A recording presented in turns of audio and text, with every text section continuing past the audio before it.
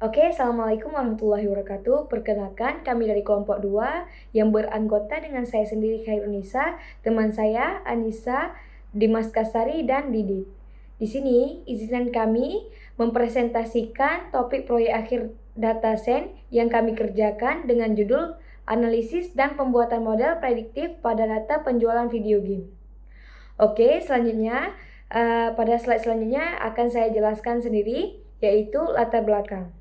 Yang mana seperti yang kita ketahui, industri video game mengalami perkembangan yang sangat pesat dan kini menjadi salah satu sektor yang penting dalam perekonomian digital global. Yang seperti yang kita ketahui, banyak anak muda sekarang memainkan game, dan dimana sektor ekonomi itu sendiri membuat bahwa video game ini bisa menjadi perekonomian dalam bentuk digital. Oke, selanjutnya video game tidak hanya berfungsi sebagai hiburan, tetapi juga sebagai industri kreatif dengan nilai perekonomian yang sangat besar. Persaingan yang ketat antar developer dan publisher membuat pemahaman terhadap pasar dan perilaku konsumen menjadi sangat penting. Oleh karena itu, data penjualan video game dapat dimanfaatkan untuk menganalisis pola penjualan, preferensi pasar, serta faktor-faktor yang mempengaruhi kesuksesan sebuah game. Dengan menggunakan teknik analisis data dan machine learning, penelitian ini bertujuan untuk membangun model prediksi yang dapat membantu pengambilan keputusan di industri game.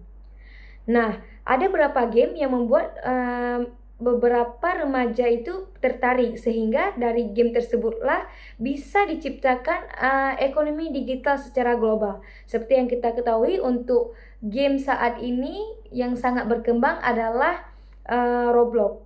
Dan itu dari Roblox tuh mereka bisa mendapatkan penghasilan uang dengan banyak juga. Oke, selanjutnya adalah rumusan masalah. Berdasarkan latar belakang di atas, terdapat beberapa permasalahan utama yang ingin kami jawab dalam penelitian ini. Yang pertama, bagaimana pola dan karakteristik penjualan video game secara global? Yang kedua, faktor apa saja yang paling berpengaruh terhadap total penjualan video game? Yang ketiga, bagaimana distribusi penjualan video game di berbagai wilayah dunia? Dan yang terakhir, kami ingin membandingkan performa dua model prediksi, yaitu linear regression dan random forest regression, untuk mengetahui model mana yang memberikan hasil prediksi yang paling akurat. Oke, selanjutnya adalah slide tujuan penelitian. Nah, di sini kita dapat melihat tujuan dari penelitian ini sendiri adalah yang pertama, menganalisis pola penjualan video game secara global berdasarkan data historisnya. Yang kedua, kita mengidentifikasi fitur-fitur yang paling berpengaruh terhadap total penjualan video game. Yang ketiga, kita membangun model prediksi penjualan video game menggunakan metode machine learning. Dan yang keempat, mengevaluasi performa model menggunakan metrik MAA, RMSA, dan R kuadrat. Dan yang terakhir, menyajikan hasil analisis dalam bentuk visualisasi yang mudah dipahami sehingga dapat memberikan insight yang jelas untuk para peneliti-peneliti yang lainnya. Dan slide yang kelima adalah batasan masalah. Sebagai peneliti, kita harus tetap fokus bagaimana kita menetapkan beberapa batasan masalah. Yang pertama, dataset yang digunakan adalah FG Charts, yang dimana di tahun 2024 dan bersifat file ini CSV dengan total sekitar 64.016 data game.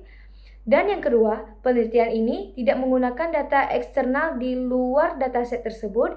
Dan ketiga, model yang digunakan dibatasi hanya pada linear regression dan random forest regresor. Yang keempat, dashboard atau visualisasi yang dapat bersifat statis, yang dimana kita juga dapat melihat bagaimana perbedaan antara game pertama dan game-game yang lainnya. Dan yang terakhir, evaluasi model hanya menggunakan metrik MAA, RMSA, dan R kuadrat. Mungkin sekian, presentasi selanjutnya akan dijelaskan oleh teman saya. Saya Anissa, ingin melanjutkan presentasi dari teman saya. Jadi ini masuk ke dataset. Nah, Dataset yang kami gunakan periode tahunnya itu dari tahun 1971 hingga 2024. Kemudian total data yang ada pada dataset ini berjumlah 64.000 judul game. Kemudian atribut utamanya yaitu ada konsol, genre, publisher, developer, critic score, penjualan regional dan global. Nah, kemudian wilayah penjualan ini ada di NE, Jepang, dan lainnya. Kemudian metodologi yang kami gunakan pada penelitian ini yaitu pada ada 8 tahapan. Nah, yang pertama itu ada pengumpulan dan pemahaman data, kemudian pembersihan data, kemudian exploratory data analysis atau EDA, dan pemilihan fitur dan target. Kemudian ada feature engineering, kemudian yang keenam ada pemodelan, terus yang ketujuh ada evaluasi model, dan yang terakhir visualisasi dan kesimpulan. Nah, pada pembersihan data, kami di sini menghapus data dengan target kosong. Kemudian imputasi yaitu dengan critic score, yaitu median, dan penjualan regional yaitu 0, kemudian kategori kosong itu unknown. Dan menghapus kolom yang tidak relevan, kemudian kami juga konversi tanggal ke format date time. Selanjutnya itu ada fitur dan target. Nah, fitur yang kami gunakan ini adalah konsol, genre, publisher, developer, critic score, release year, kemudian ada age, itu adalah umur dari game. Kemudian target prediksinya itu total sales atau penjualan global. Nah, selanjutnya yaitu ada feature engineering. Di sini kami membuat yang pertama itu membuat fitur baru, ada release year dan age. Kemudian yang kedua itu one hot encoding untuk fitur kategorikal. Kemudian yang ketiga ada standard scaler untuk fitur numerik. Nah, kemudian ada imputasi missing values dan tujuan. Nah, di tujuan ini untuk meningkatkan kualitas dan akurasi model. Sekian dari saya. Baik, untuk selanjutnya saya akan menjelaskan terkait model yang digunakan. Yang pertama itu ada linear regression. Yang pertama itu model baseline, kemudian ada model yang menangkap hubungan linear. Kemudian ada yang kedua ada random forest regressor, di mana di situ terdapat yang pertama menangani pola dan pola yang bersifat nonlinear, kemudian tahan terhadap outlier, kemudian memberikan fitur importance dan cocok untuk dijadikan dataset besar. Kemudian ada evaluasi model. Yang pertama itu ada metrik evaluasi, di mana pertama itu ada mean absolute error atau MAE, kemudian ada root mean squared error, kemudian ada conversion discrimination. Kedua, ada hasil random forest, di mana MAE sama dengan 0,236, kemudian ada RMSE itu sebanyak 0,679, kemudian ada R sama dengan 0,862. Kemudian ada hasil EDA. Hasil EDA ini yang pertama itu penjualan bersifat Rex Squad, kemudian pasar terbesar ada di NA dan EU, kemudian ada Jepang dominan pada genre tertentu, yang keempat ada critic score memiliki korelasi positif tertinggi dengan nilai penjualan, dan yang terakhir ada umur game berpengaruh negatif terhadap penjualan.